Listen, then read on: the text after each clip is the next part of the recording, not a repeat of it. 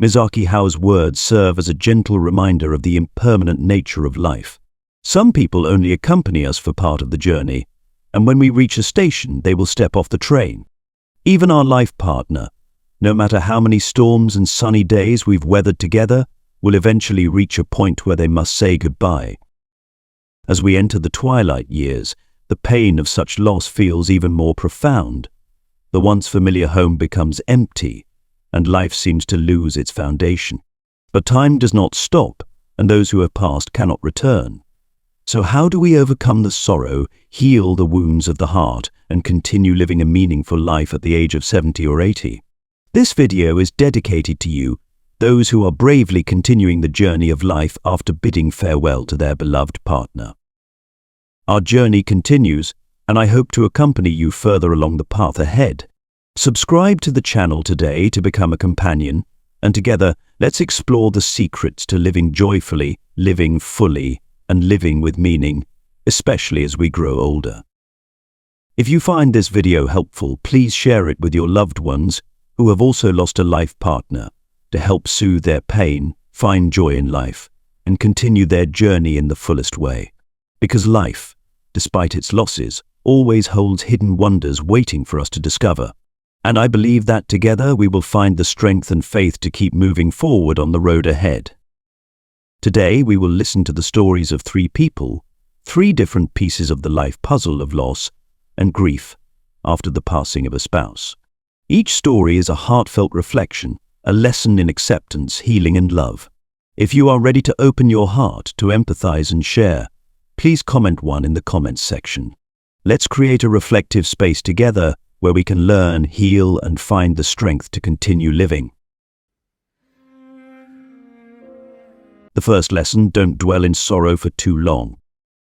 Eleanor, a 69-year-old woman living in a small town in the countryside, once had a life full of love and happiness with her husband, Arthur. They had been together for over 40 years, sharing every joy and hardship in life. Arthur was a wonderful partner, always knowing how to make Eleanor laugh, even on the darkest days. But then, cancer, a cruel and unforgiving disease, took Arthur away from her. He passed away suddenly and quietly, leaving her with a void that could not be filled. In the days following her husband's death, Eleanor felt like she was sinking into a deep hole of despair. Her home became empty and cold. Every corner held memories of Arthur, his laughter, their evening chats, and the cups of tea they shared in the afternoon. She no longer wanted to leave the house, nor did she want to talk to anyone. She felt as though a part of her soul had been lost, as if her heart had left along with Arthur. The long days passed in silent suffering, and Eleanor no longer saw a reason to keep living. One afternoon, while cleaning the house, she accidentally found a small book among her old mementos. It was a collection of philosophies from ancient sages, something Arthur had loved. As she flipped through the pages, her eyes stopped at a passage by the Roman philosopher Seneca. Treat life like a buffet. Don't eat everything, but only choose the dishes you truly enjoy. That quote was like a flicker of light in Eleanor's darkness. She pondered those words and felt as though Seneca was speaking directly to her. Why should she let grief consume her? Why couldn't she choose the delicious dishes in life, the joys and moments that made her smile? She realized that life, whether long or short, was simply a series of choices. She had the power to choose joy and happiness instead of just holding on to sorrow. And she believed that Arthur, if he were still alive, wouldn't want to see her fall apart like this. Eleanor began her journey of rediscovery. She decided to join a book club that she and Arthur had once loved. There she met new friends, kind-hearted people who loved to laugh. Each book club meeting became a relaxing moment where she gradually found her smile again. Later, she joined a dance club where the cheerful music got her body moving. The joy from those small activities brightened the rest of her life. Gradually, Eleanor came to understand that life is inherently impermanent. Loss is unavoidable, but how we choose to face it is what truly matters. She had once thought her life had ended when Arthur passed, but in reality, there were still many things left for her to discover. She could still enjoy moments of laughter, humor, and connection with others. She lived not just for herself, but also for Arthur, the husband she believed would always want her to be happy. As each day passed, Eleanor lived more gently, and each evening, while gazing at the stars, she would whisper to Arthur, "I'm doing well, my love. I'm choosing the best dishes from life's buffet, just as you would have wanted." And so, Eleanor lived no longer in the shadow of despair, but in the light of joy, freedom, and a love for life, even though her beloved husband was no longer by her side. Life is unpredictable, and we never know how far our loved ones will walk beside us. When they must part, we should be grateful for the wonderful moments they shared with us. If we are lucky enough to have someone accompany us throughout life's journey, that is an invaluable blessing, but not all love lasts forever.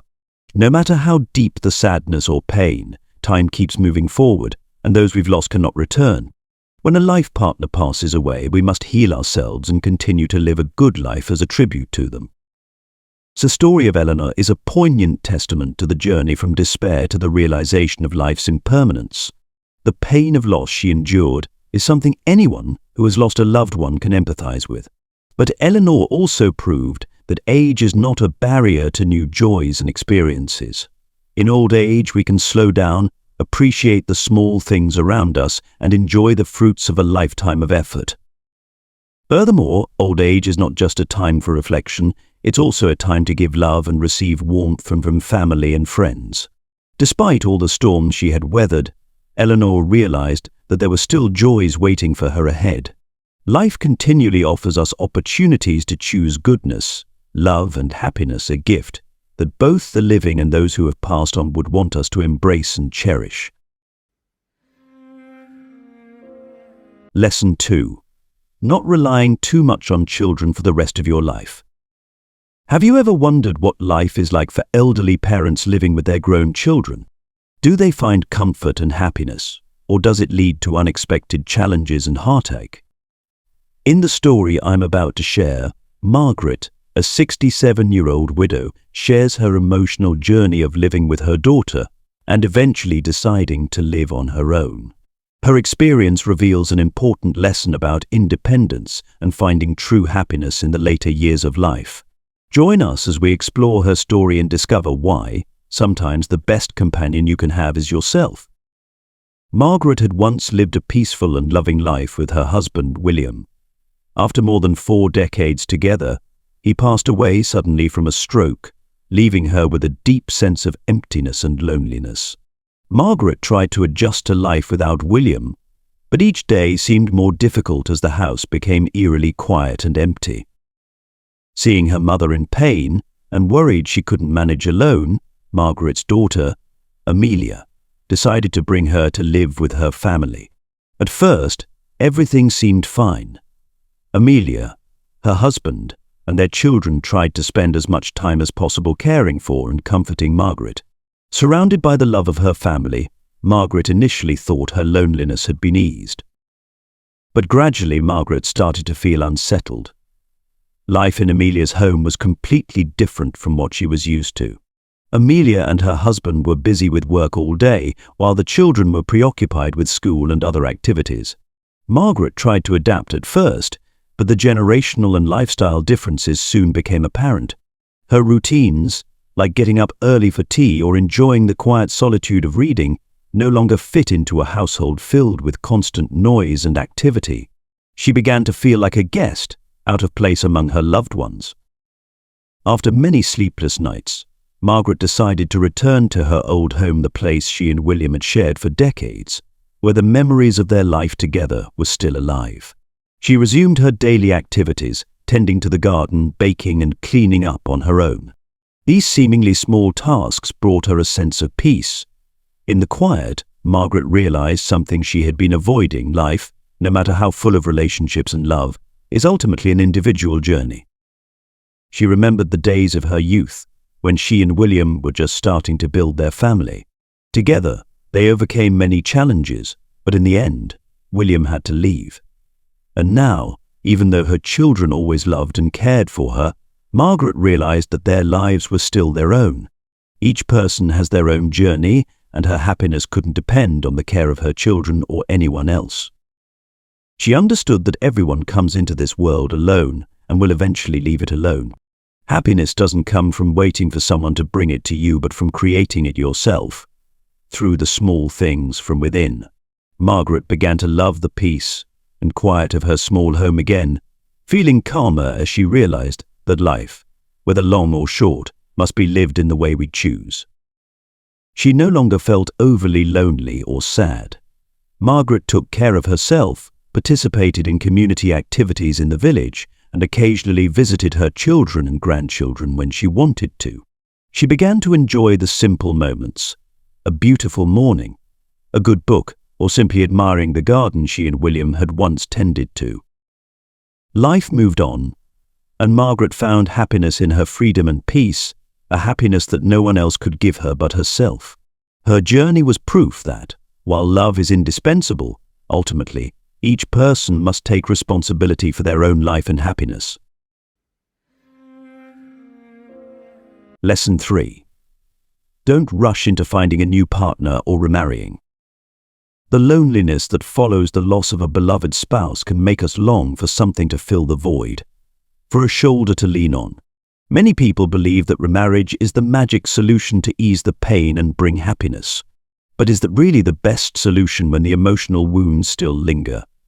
Can rushing to find a new companion truly heal the hurts of the past? Richard's story will give us a deep and honest perspective on the quest for happiness after loss. Let's listen to his story to better understand the emotional ups and downs and the choices of a man who overcame the pain of losing his wife to find new meaning in his life. Richard, a 65-year-old man living in a quiet suburb in the US, lost his wife 3 years ago after a long battle with illness. Her death left his life feeling empty and lonely to the point of being unbearable. They had been together for nearly 30 years, sharing every joy and sorrow and building a happy family.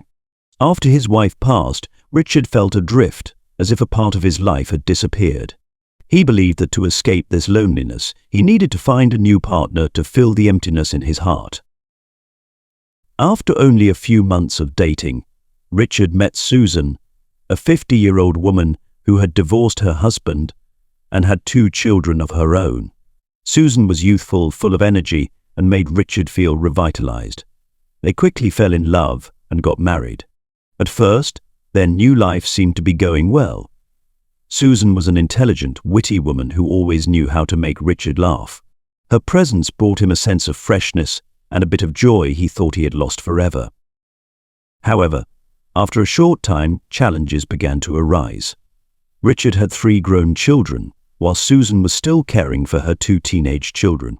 Every weekend, Richard's home became busy with the presence of all 5 children from their previous marriages. What seemed like simple family gatherings turned into moments of tension. The relationship between Richard's children and Susan wasn't always smooth. His children couldn't adjust to having a new stepmother, while Susan's kids felt out of place in a house that didn't feel like their own. On top of that, legal issues related to dividing assets between Susan and her ex-husband, as well as disputes over custody, added more stress to Richard. The happiness he had felt at the beginning was gradually replaced by the pressures of complicated family dynamics and constant emerging issues. Both Richard and Susan began to feel stifled, and after 3 years of marriage, they decided to divorce. After the divorce, Richard returned to living alone. His house once again fell into silence, just as it had after his first wife's passing. But this time Richard felt different.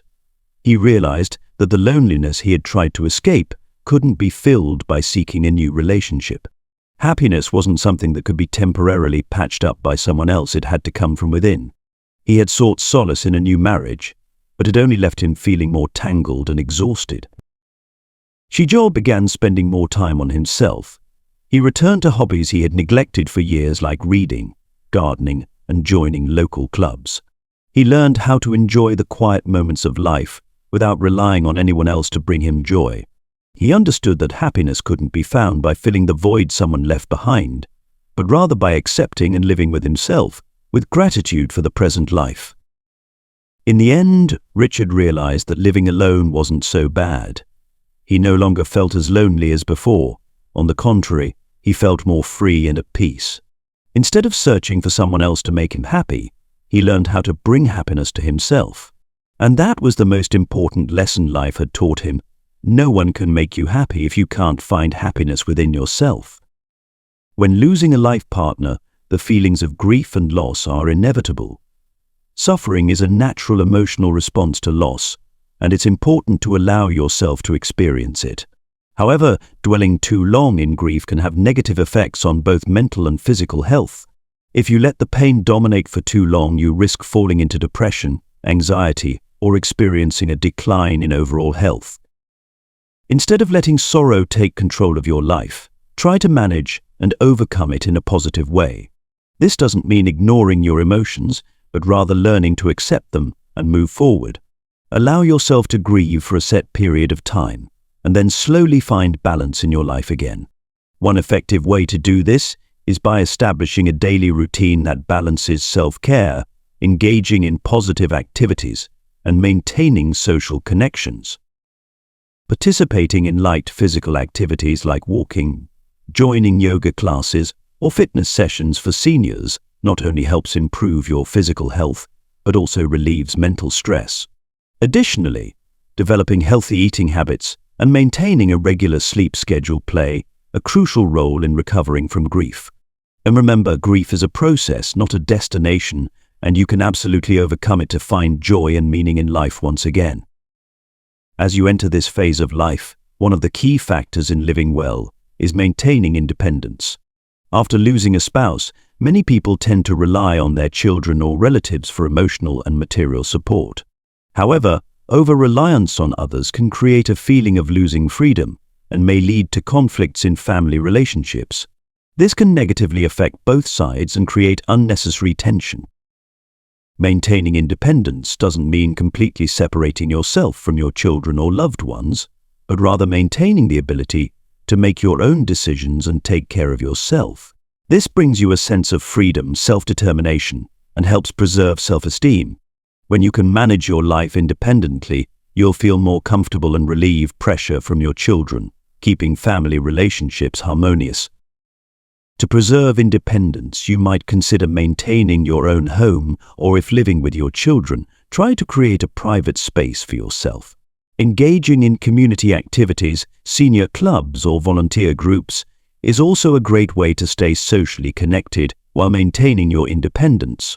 Take this time to explore new personal interests, such as learning a new skill, reading, painting, or even traveling if your health allows. Independence not only helps you feel stronger, but also enables you to live more fully by pursuing what you truly enjoy. When you lose a spouse, the feeling of loneliness can be overwhelming. Many people seek comfort by remarrying or entering into a new relationship. However, rushing into remarriage can bring risks, especially at this stage of life. Finding a new partner may not be easy, as both sides come with life experiences, habits, and perspectives, which can lead to conflicts in the relationship. Before deciding to remarry, it's important to ensure that you are truly ready, both mentally and emotionally. Take the time to understand what you want from a new relationship, and make sure you're not entering into one just out of fear of loneliness.